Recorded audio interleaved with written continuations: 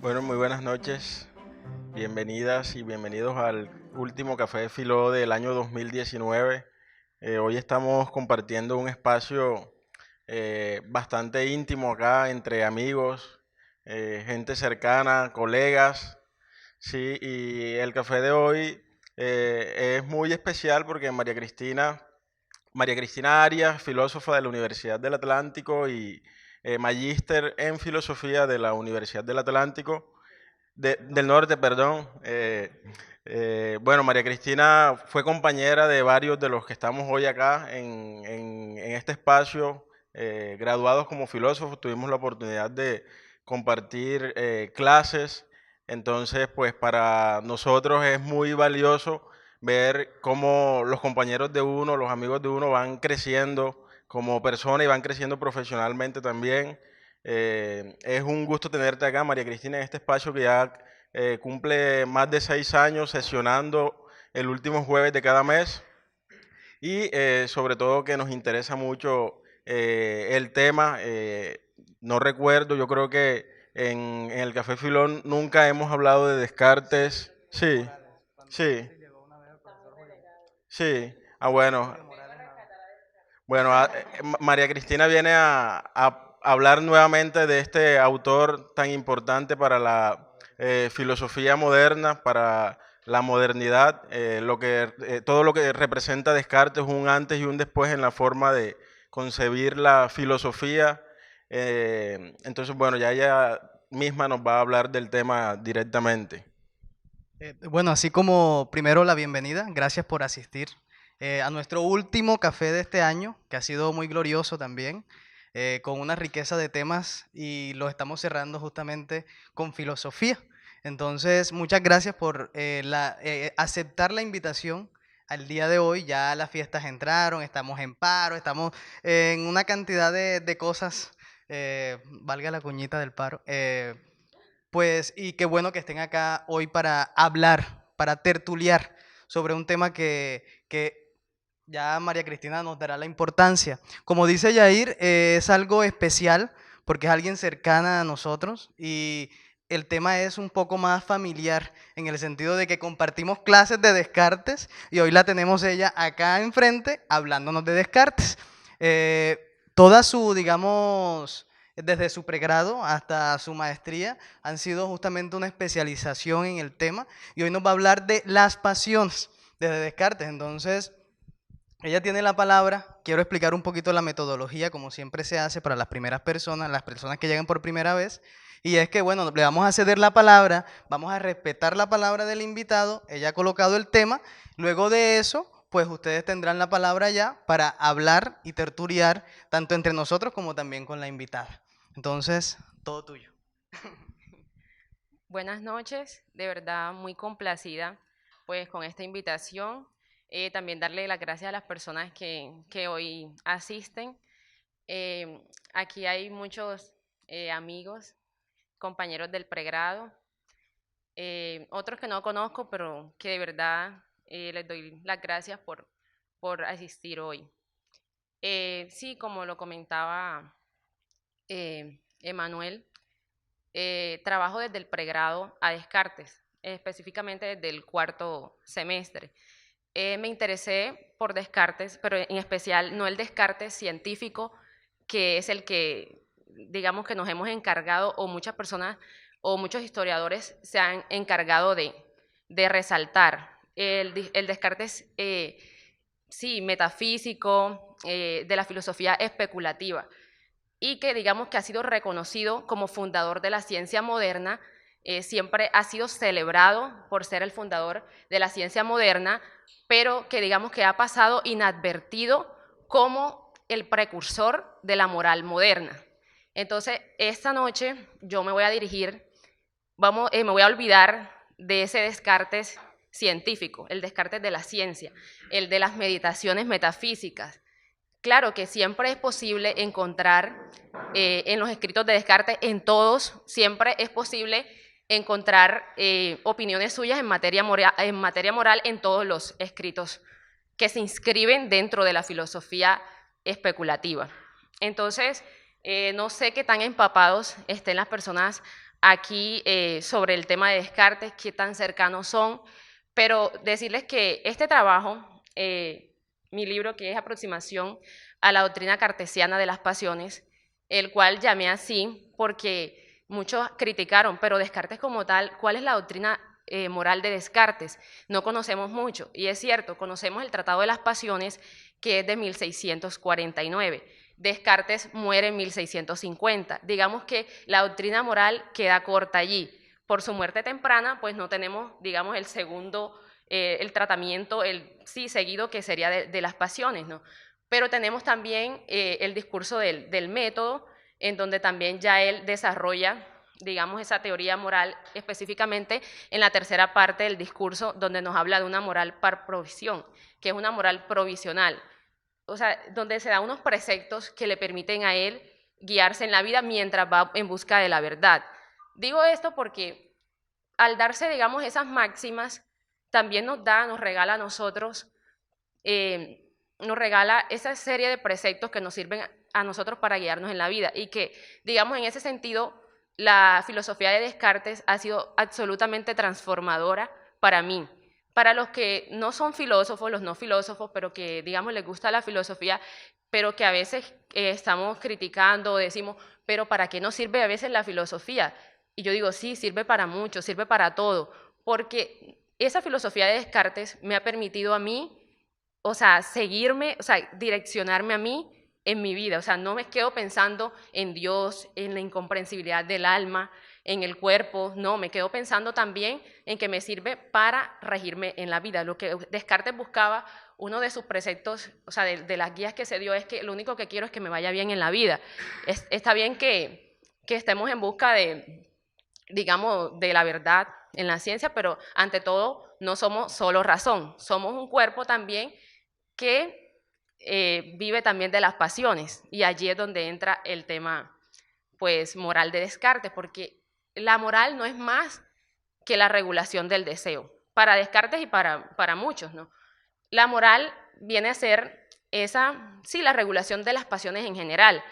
Y lo bonito del trabajo de Descartes es que él no censura las pasiones, como ocurría con los estoicos, por ejemplo, que quienes las censuraron, quienes dijeron que las pasiones eran malas porque impedían la impasibilidad del sabio. Mientras que para Descartes lo que nos legó fue que podemos disfrutar, o sea, que todo el bien o el mal de este mundo depende también del uso que hagamos de nuestras pasiones, y que todas son buenas, o sea, que todas son absolutamente buenas, porque vuelvo y lo digo, o sea, solo se necesita el uso, o sea, la razón, para que pueda intermediar, para que pueda mediar, y así la vida nos resulte agradable y llena de contento.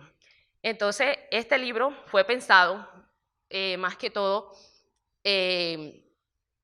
para esos estudiantes de la universidad que están en el pregrado, que ven a Descartes.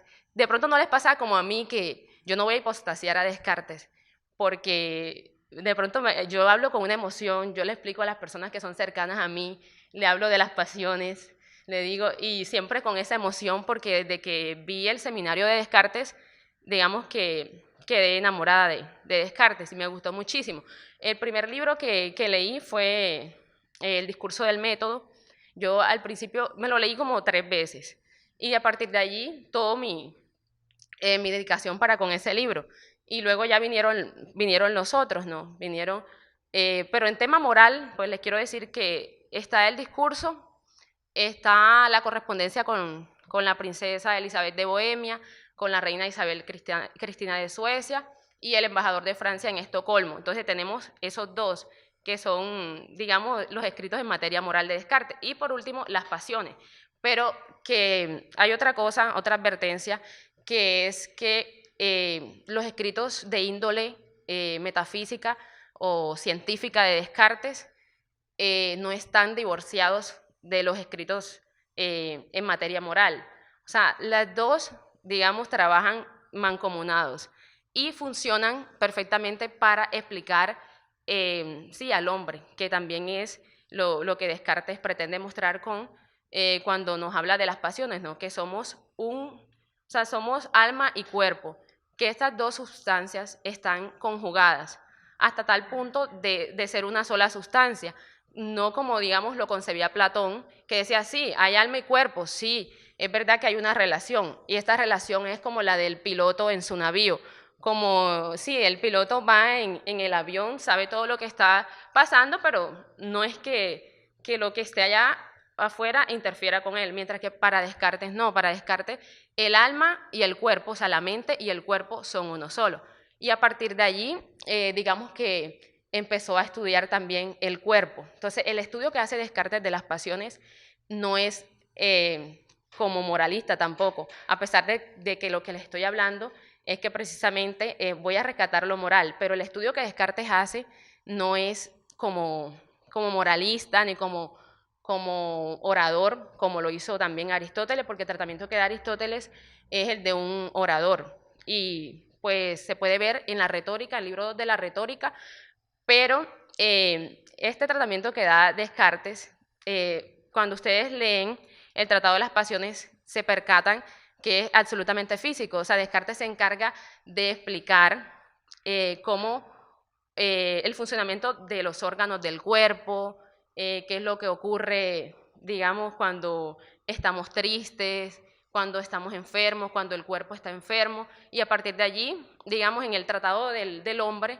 empieza a explicar todo lo que es el funcionamiento del cuerpo como una máquina, ¿no? Entonces, para estudiar el cuerpo, se enfoca en ese trabajo que es absolutamente físico, o sea, que se apoya en su física, en la mecánica. Y para estudiar al alma, entonces ahí sí retoma su metafísica.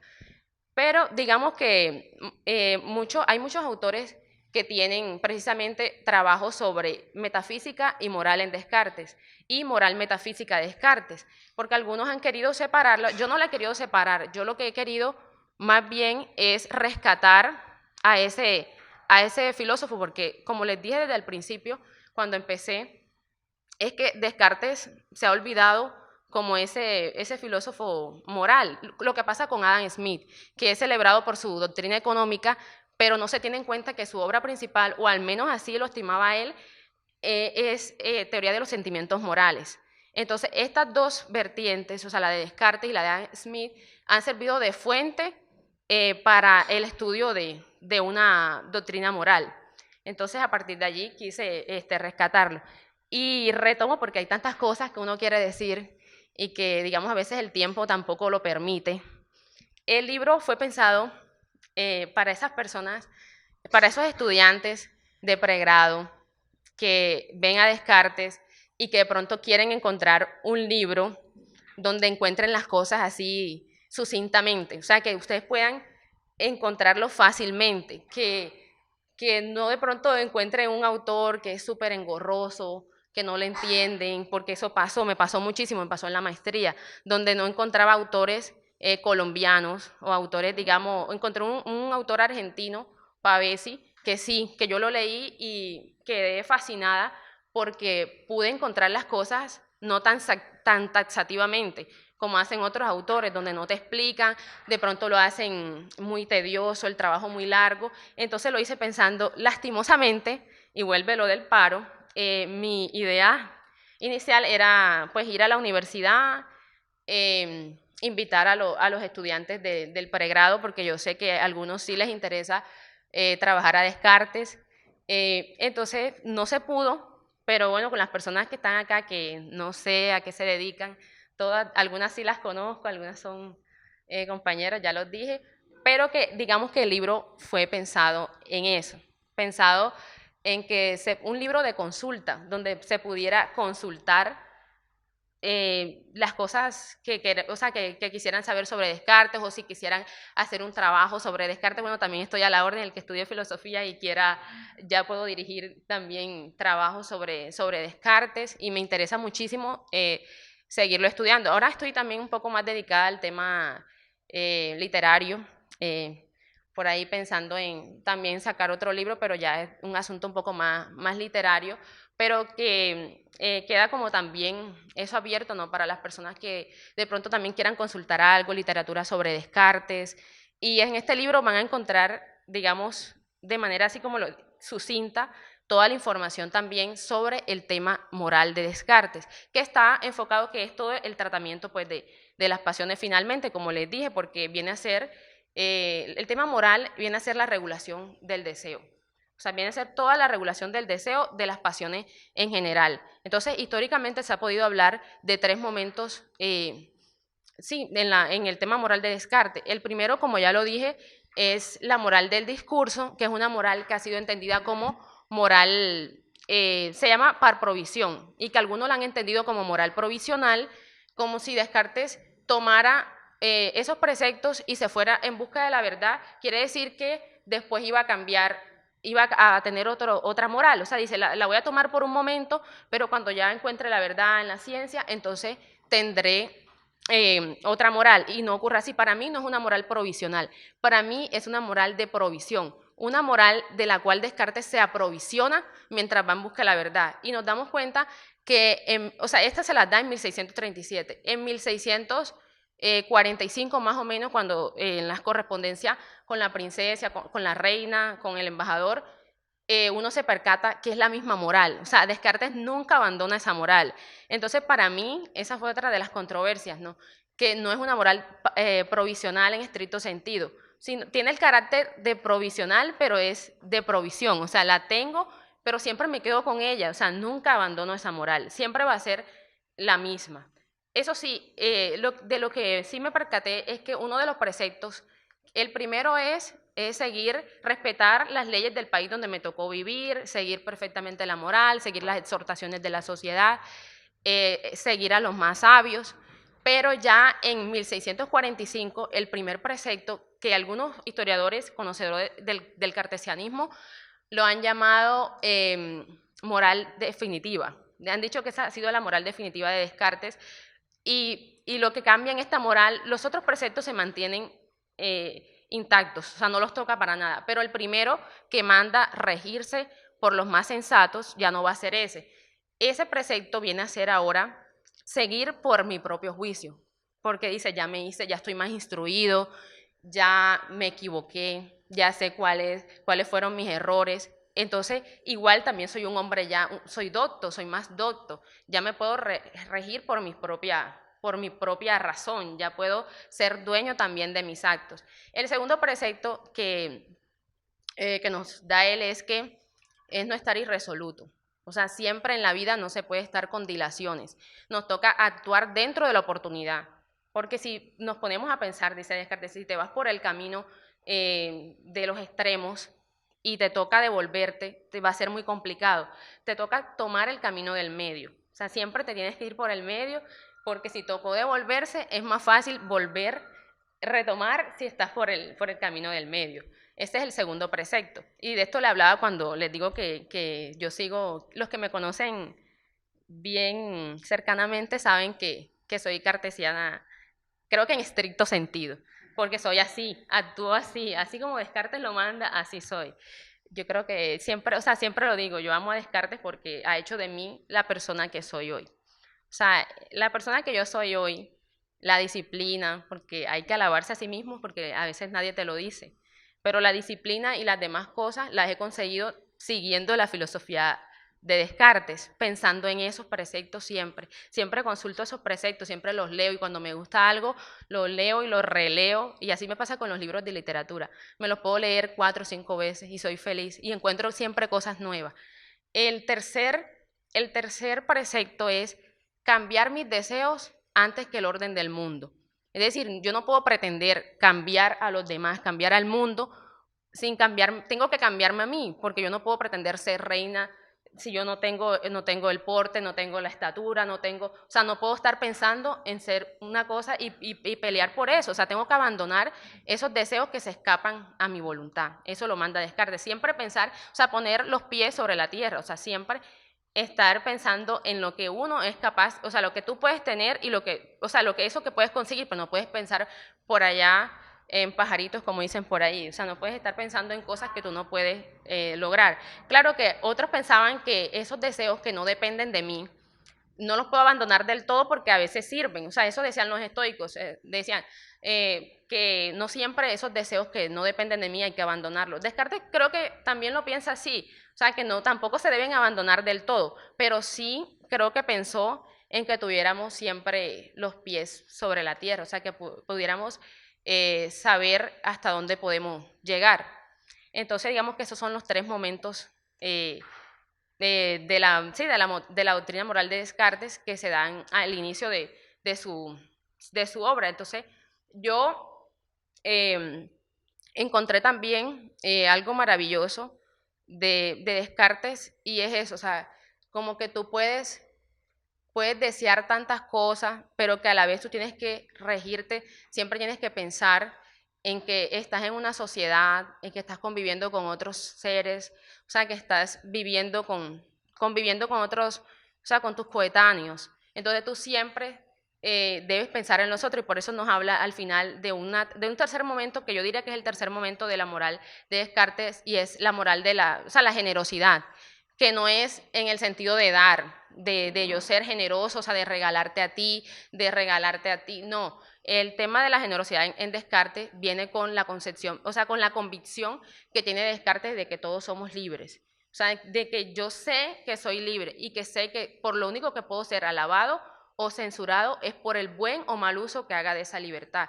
Y al yo saber que soy libre, o sea, yo reconozco, esa es la generosidad en Descartes, reconozco que tú eres libre también. Entonces, si tú eres libre, si yo soy libre, tú también eres libre. Y solamente podemos ser alabados o censurados por ese buen uso que hagamos de esa libertad o de esa voluntad.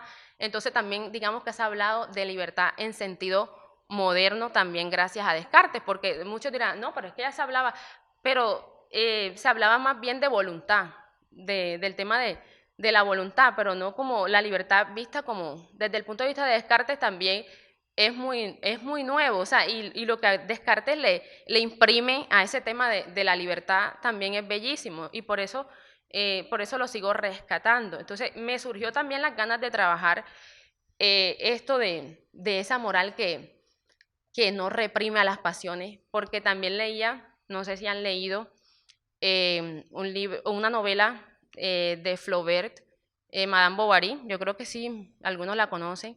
El personaje principal, Emma, decía, ¿por qué declamar en contra de las pasiones? ¿Acaso no son ellas la fuente del heroísmo, de la belleza, de todo lo lindo que hay en este mundo? Pero dice, eso sí, no hay que olvidarnos de seguir las exhortaciones de la sociedad. Entonces, ese es el mismo sentimiento de Descartes, ese es el sentir de Descartes.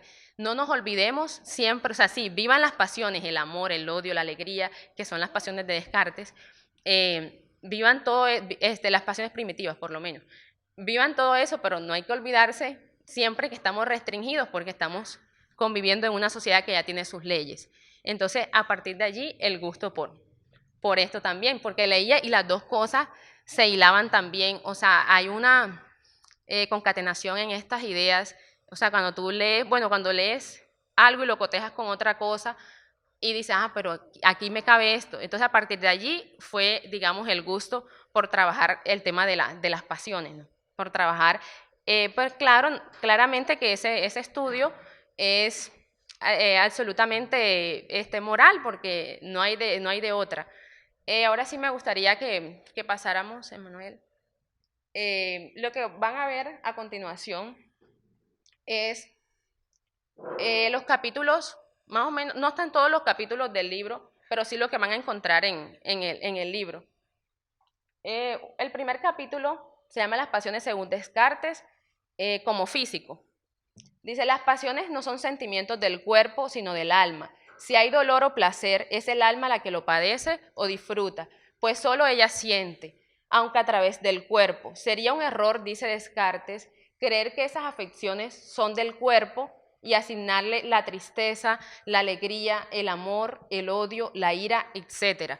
Entonces, aquí vale la pena pues darle la definición de las pasiones según Descartes, y es la siguiente, él dice, las pasiones son emociones, sensaciones, percepciones del alma que están referidas a ella y que son mantenidas y fortificadas por algún movimiento de los espíritus. Los espíritus animales de los que habla Descartes no son más que las pequeñas partículas que viajan por el torrente sanguíneo, que era también la explicación médica del momento. O sea, las partículas más sutiles de la materia que están en la sangre, entonces que están bombeando y que llevan todas las señales al cuerpo. Entonces eso que movía, eso eran las pasiones, esos sentimientos, esas emociones eran las pasiones para Descartes. Y que, digamos, el tratado se llama Tratado de las Pasiones del Alma. O sea, que él lo decía específicamente, las pasiones son del alma, no son del cuerpo. O sea, si hay dolor, es el alma el que las siente, el que las padece, el que las sufre o el que las disfruta. Claro, el cuerpo le informa al alma, pero el que las siente es el alma, o sea, la mente. Dice, en ningún momento, digamos que esos sentimientos pertenecen al cuerpo.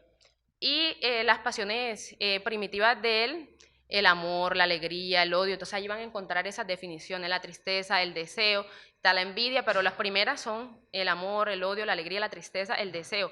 Y hay una primera que es la admiración, que también es controversial, porque yo digo que Descartes no la toma como pasión, porque él dice que la admiración es como que ese asombro, cuando tú quedas como estupefacto, cuando ves algo nuevo, cuando tú conoces algo nuevo, entonces tú te asombras, pero si te causa aversión, quiere decir que ahí sí se convierte en verdadera pasión, o si te causa agrado, esa es la pasión, pero la admiración no es como tal una pasión.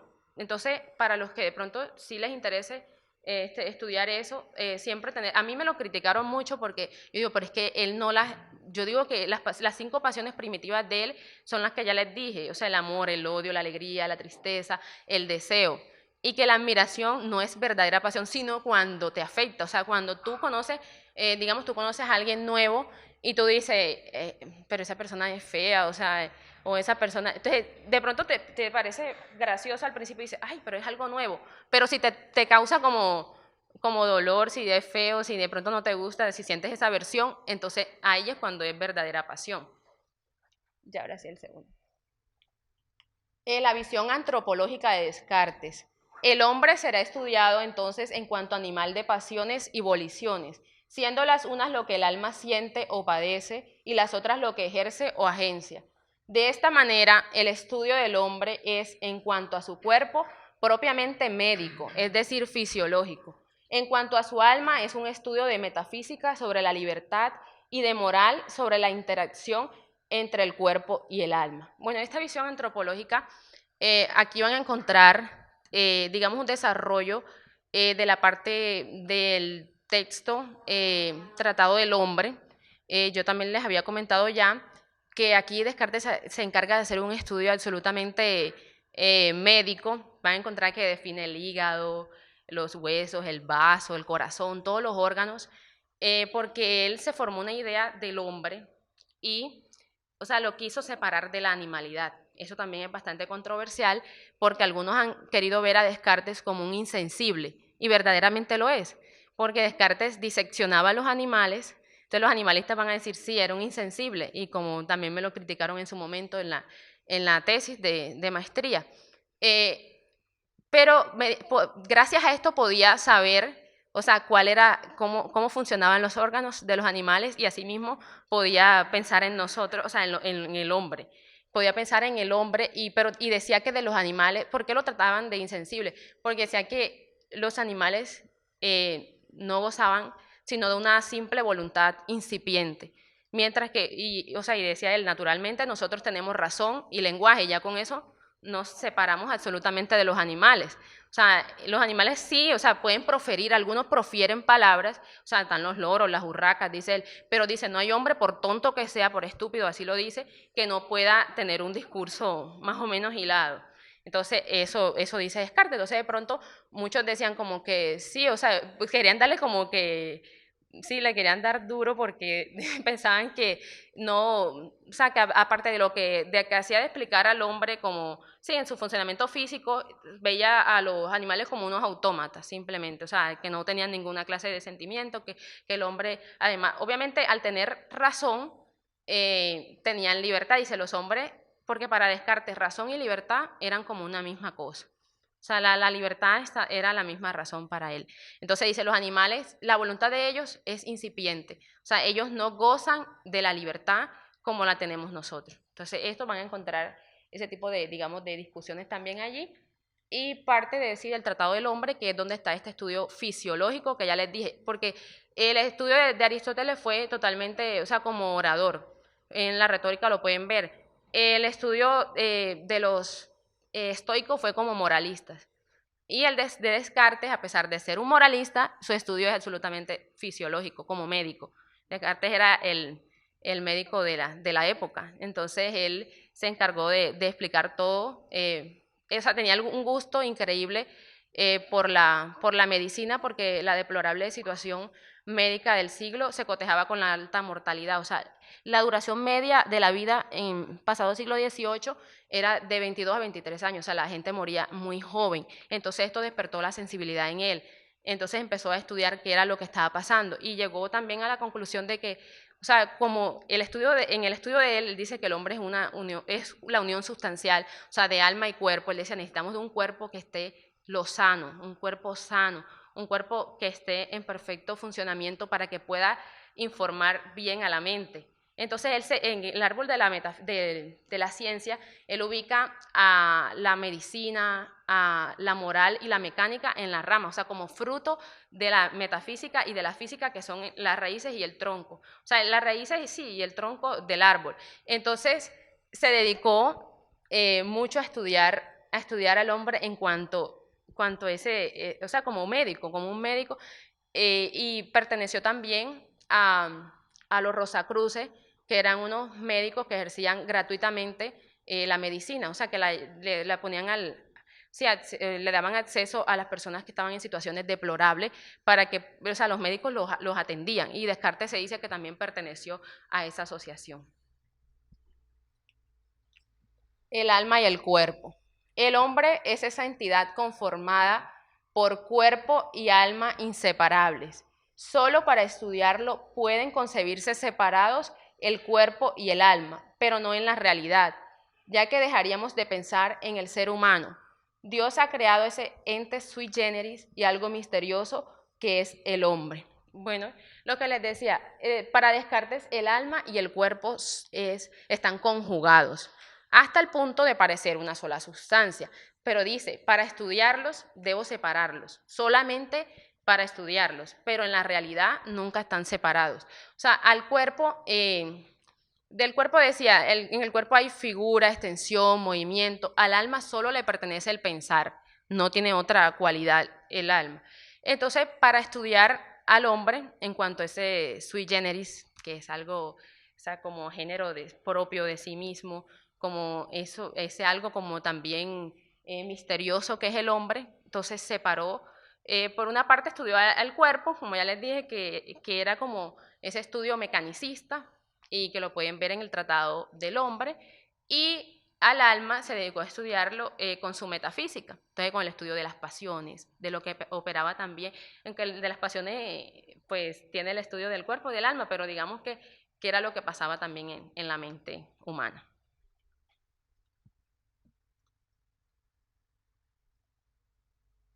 El examen de las pasiones considerando la unión substancial. Ya les dije, bueno, la unión sustancial es el hombre, o sea, es como esa tercera sustancia. Se habla de unión sustancial, es como, sí, la unión del alma y el cuerpo, o sea, el hombre es la unión substancial. Dice, dada la estrecha unión entre el alma y el cuerpo, se requiere de un cuerpo en buena salud para que no incite al alma a desear desproporcionadamente, y por otra parte, para que sea más dócil a los requerimientos que el alma siempre le hace, que hablando en lenguaje moral se diría, para que siga las exhortaciones de la razón.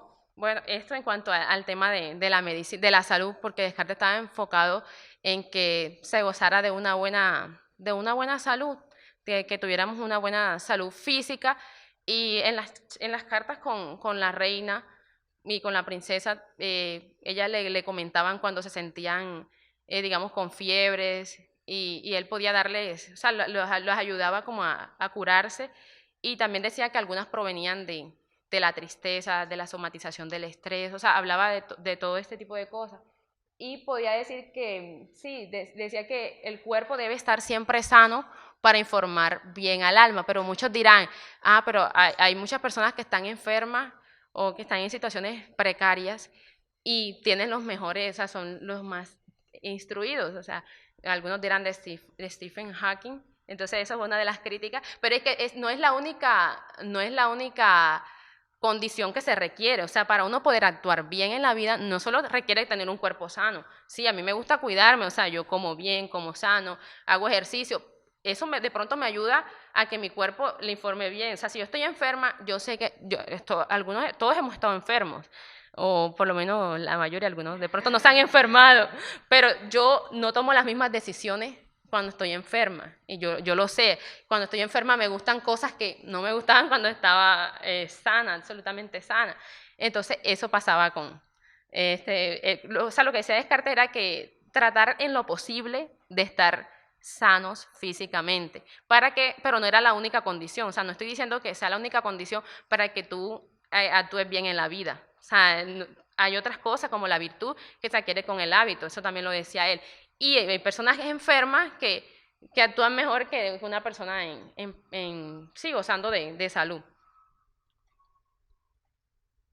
Y bueno, está la vida moral, aquí aparece como último capítulo, porque tampoco quería hacer algo tan tedioso. Yo sé que a veces, a veces la filosofía no les llega a todos, y a veces se vuelve de pronto cansón, y lo quise hacer así, pues muy sucintamente, y por eso lo terminé aquí. Pero ahí van a encontrar, ahora voy a leerles que ya es el último, pero que van a encontrar en el libro como otros, como el cuerpo humano, sí, la incomprensibilidad del infinito, o sea, otros temas que son ya, o sea, que también son, que se inscriben dentro de la filosofía especulativa, pero que también Descartes los tomaba en cuenta, porque yo dije, siempre es posible encontrar opiniones suyas en materia moral en todos los escritos, no importa que sean las meditaciones, ahí vas a encontrar algo de carácter moral, no importa que sea el Tratado del Hombre. El Tratado del Hombre sí es absolutamente físico, es un estudio totalmente fisiológico, pero sí vas a encontrar en esos escritos, hay uno que se llama La Recherche de la Vérité par la Lumière Naturelle. Es un libro que, o sea, no es un libro, es un ensayo que yo lo conocí, fue estudiando en la maestría. No se conocía, de hecho la persona que nos dictó el seminario nunca nos habló de ese libro, que se llama La búsqueda de la verdad mediante la luz natural, pero porque es un libro que es como una anticipación al discurso. Entonces ya Descartes, lo que dijo, estaba muy joven cuando lo escribió, y solo después de la muerte de Descartes lo encontraron.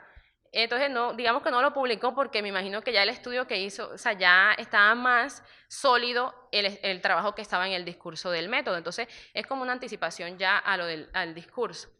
Bueno, ahora sí les voy a leer de la vida moral, que ya es el último.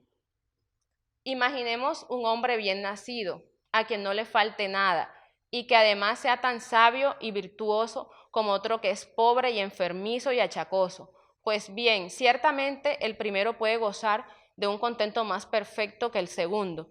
Sin embargo, un vaso pequeño puede estar tan lleno como otros más grandes, aunque contenga menos líquido. Esta es una cita de la correspondencia con Isabel de Bohemia.